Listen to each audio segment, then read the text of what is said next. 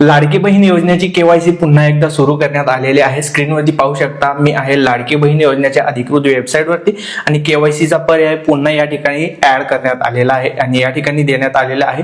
ही केवायसीची संधी फक्त त्या लाभार्थ्यांना आहे ज्यांच्याकडून केवायसी करताना चुकीचे पर्याय निवडण्यात आलेले होते।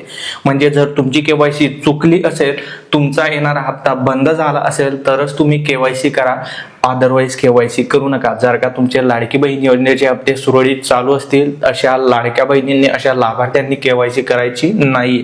ज्यांची केवायसी चुकली आहे त्यांनीच केवायसी करायची आहे।